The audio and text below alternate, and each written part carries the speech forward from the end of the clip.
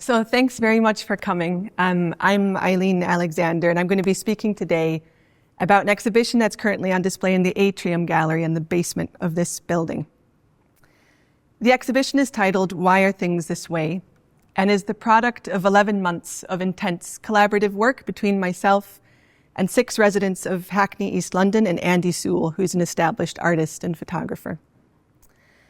So 11 months ago, we set out to explore and better understand the everyday experience of the cost of living crisis. And what's come out of this project is both an artwork and a piece of research simultaneously. Why Are Things This Way is a piece of research in which the thinking and the analysis that we did together as a group is embodied in the final artwork, and in which we use image and fragments of text to speak to and help people encounter and explore the overarching findings and themes of the project. One of the things that the exhibition tries to do is to move beyond knowledge as communicated to others on paper, or knowledge that is typically available behind a paywall, or knowledge that is in its language and form often inaccessible to people. Instead, the exhibition tries to spread understanding through other means. So through image, through beauty, through something colorful, something beautiful, something intriguing that draws people in, that wants people to sort of encourages people to get closer and to want to do more, to know more, through imagination, and through a kind of shared understanding and experience, and ultimately through creating a space for empathy.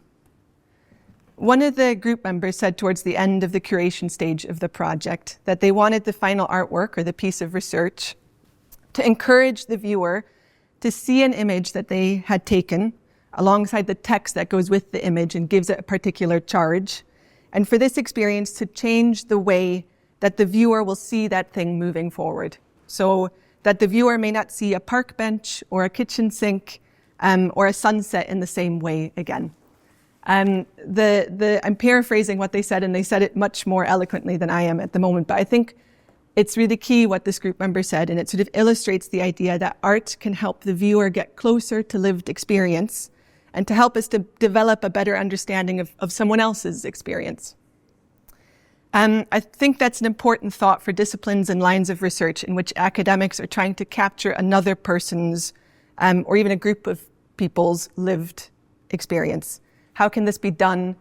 How can it be done ethically? And I think through this project, we are arguing that art and creative methods offer one way forward. So I'm going to share a summary of our findings early on. The research shows in a visceral and in an accessible way how the cost of living intersects with multiple challenges people are facing around single parenthood, around health, around housing, race, around insecure employment, around residency status, around the maintenance of vital informal support networks and people's personal relationships. And all of this within the larger context of over a decade of austerity in the UK. The research shows how these challenges aren't experienced in isolation, but that they overlap and they interact and they can compound each other. Importantly, the research also aims to move beyond seeing people or understanding people in light of just one aspect of their lived experience. For example, someone receiving Social Security, or someone living with a disability, or a single mother, or someone who is an asylum seeker. There are reasons in social science research for isolating these characteristics, but in doing so, we miss out on who participants are, or on who the participants are, like, I guess, the units and data sets often are as people, and the multiple overlapping experiences and the sort of systems that they have to navigate on a daily basis. In the artwork, a fragment of text from a conversation with a group member reads, "I feel like I'm in a box. They've just put me in a box." In this project, we're trying to create a research practice in which people are not boxed in, but are seen in a more holistic way. As people who are creative and people who are thoughtful, people who are parents and friends, people who, like all of us, make mistakes sometimes and contradict ourselves, but also who think actively and deeply about how to be a good person and how we might create a better and more just society. So people in all their beauty and complexity. the project also shows that this beauty and this thoughtfulness of people can be suppressed through man-made systems and what kind of loss that is for society. There were many moments of joy in this project, and the research and the artwork also tried to capture this.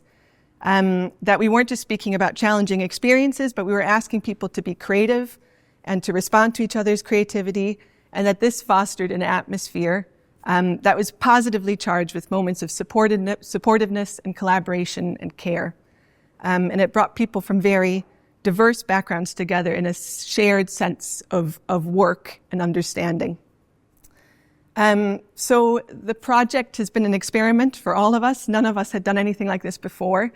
But Why Are Things This Way is an attempt to develop a research practice that moved beyond just the extraction of experiences and towards a more collaborative creation of understanding. So with that said, I'm going to step back and I'm going to speak more about the sort of motivations for this research and describe the fieldwork and how we went about it before concluding. So the overarching motivation was to respond to what's been called the cost of living crisis and the ways in which the frequent use of this term can make it feel distant from the everyday realities of the experience. So everyone in the group lives in Hackney, and we wanted to respond to what we were seeing and experiencing in the community.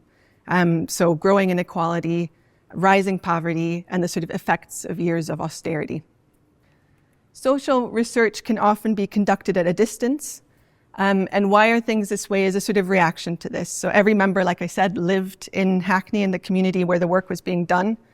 Meetings were held in person in local cafes, in libraries, in community spaces. Our children played together. People bumped into each other in the bus and in the park.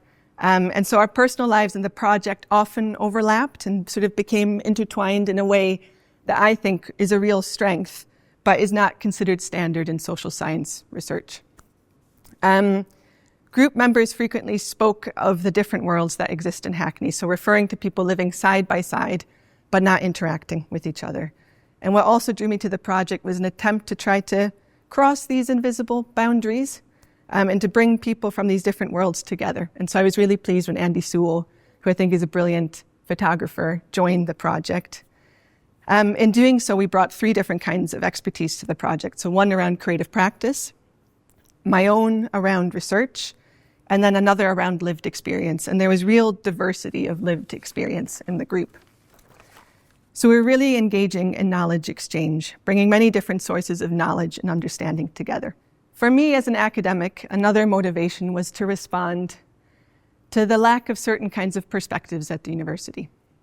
So perspectives that have developed away from the academic tradition, but offer a quality of insight and understanding that is equally thought-provoking and compelling. And so the idea of sort of physically taking up space at the university and filling it with images and words that grow out of this other kind of expertise was exciting. And I think the university can only benefit from sort of tapping into different forms of knowledge. And so it was amazing that the LSE funded this research and provided the space for it. Another motivation related to the LSE is that I think there's really compelling history of LSE research in which London, in and with London communities. And so I was keen to contribute to that, and it's always been research that's been sort of inspiring and motivating to me. So I'm originally from the social policy department, and there the research goes back all the way to the Fabians. So like, for instance, Maud Pember-Reeve, who wrote Round About £1 a Week, where she and the Fabian Women's Society followed about a dozen families in London in the 1912, I think. Peter Townsend, who wrote The Family Life of Old People in Bethnal Green, where he did sort of intensive interviews with people of pension age. Young and Wilmot, who wrote The Famous Family Kinship in East London, where they sort of focused their research on social observation rather than statistical analysis. Anne Power, who's written a lot about community and housing and family in London. And then Flora Cornish, who's here, and who has sort of looks at activism after Grenfell. And I think this is research with enormous value because of the insight that's created through this kind of immersive, long-term work with people and communities.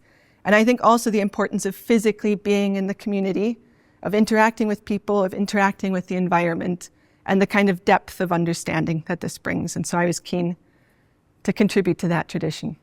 I think it's important as well to think about what motivated the group members. So we recruited people in Hackney who self-identified as being quite sort of severely affected by the cost of living crisis. And we were looking for people who were motivated to participate because we knew this was a long-term project and we needed that motivation to sort of sustain people through it. But what motivated people? So some people did express this kind of interest in wanting to respond to or to speak out about the challenges they were facing. But the creative aspect was really key to this work. So everyone felt inspired and encouraged by the idea that we would be doing something creative together, that we'd be working towards a group artwork, something tangible that they could show others, that we could celebrate at the end. And photography was a great way to do this because it was something that most people had experience with. Many had a sort of daily practice already of capturing things that was interesting and intriguing to them. And people, when I told them about the project, people immediately started thinking about what they might photograph for the project and why. So the group members understood that this was part of a research project, but that really, I would say, wasn't the sort of motivation contributing to the research. It was this kind of creative practice. And I think the creative practice was especially appealing for people who worried about communicating clearly through language. And photography was a way to overcome this and to offer a sort of another mode of expression to people. One of the group members really captures this. I'm just going to read a quote from her. She said, "I'll be real. In the beginning, I wasn't really up to it. I was just like, oh, we're just going to be sitting around talking about the cost of living. I don't want to talk about the cost of living. I also had a lot going on, so being able to commit was the hard part for me. And I didn't really know how to express my frustration, not with anyone in particular, but just about the system. But when you said this about photography, I was like, wow, okay, maybe I might learn something about just life and myself. So it made me see things differently." So I think this is sort of key, this idea that creative practice helps to reach people and to motivate people who otherwise might not want to contribute or give their time to more traditional forms of research. And I think this is especially important when we're asking people to share challenging experiences. So very briefly, how did we do this? Andy and I organized the project around the idea that everyone has sort of an area of expertise that they were bringing to the project. So Andy is the artist, and he was a sort of artistic consultant on the project. I'm the researcher and the producer, and the 6 group members were the experts by experience, and their knowledge and expertise made up the heart of the project. And Andy and I set a sort of loose structure in which they would create. The research was framed in terms of the cost of living crisis, but we felt that it would probably be about more, or to sort of transcend this framing. And so we decided to structure the field work in our meetings around guiding prompts. And Andy really, as the artist, really pushed me to develop prompts that went beyond sort of questions or statements that were literally related to the cost of living crisis. So we kind of stepped back and we created prompts that were much more open about people's everyday life and their routines. And after some discussion, we sort of decided on the following prompts. One was around food and meal times. And this was sort of purposely the first one because it sets up this repetitive practice, right? It sort of establishes a routine and a rhythm of taking pictures around every meal time. The next was something beautiful. So a sort of broader, more conceptual idea. And then that was followed by something difficult and something that helps. We met 12 times, sort of formally over the course of the project, but the contact between me and the group members and Andy was ongoing and is ongoing. So we had many phone exchanges and text exchanges and sort of informal meetings as the project developed, and that's still the case today. But the most intensive fieldwork period consisted of 5 group meetings held on a weekly basis over the summer. It was held in our local library in a meeting room, and we had sort of nice food every time, croissants and coffee and juice and fruit and that kind of thing. And in the first session, we introduced the project, we introduced each other, we handed out iPhones, we sort of practiced how to use them, and then we introduced the first prompt. And after this, every session began with us uploading everyone's photographs and shuffling them, and then having a sort of group response or a sort of reaction to the photographs. And the thing that, well, the group meetings, I guess, like Andy, as an artist, likes to talk about them as like an art crit. I thought about them as a sort of focus group, but really they were just like a big, like a big conversation, an open conversation about these photographs and what this sort of led to in their thinking. And the thing that guided our group sessions was an idea that Andy brought, which was to ask the group to reflect not on the quality of the photo, but on the energy of the photo. So what energy did people feel? Did a photo have energy? And this is a way of approaching art that's developed by a Swiss artist called Thomas Hirschhorn. And basically that you're assessing art not by how good the picture is, but by whether it moves you, right? And it might move you in a good way or in a bad way, but that's what we were looking for, was that the energy and whether it moved people. And structuring the group in that way worked really well. So the discussions that ensued were really high energy a lot of the time. People explained their images and gave feedback, and there was laughter and reflection. And really what was going on was that the group were analyzing the content that they'd created. So why did they take this picture? What did it mean? What did it remind them of? What larger ideas were at play? What were they speaking to?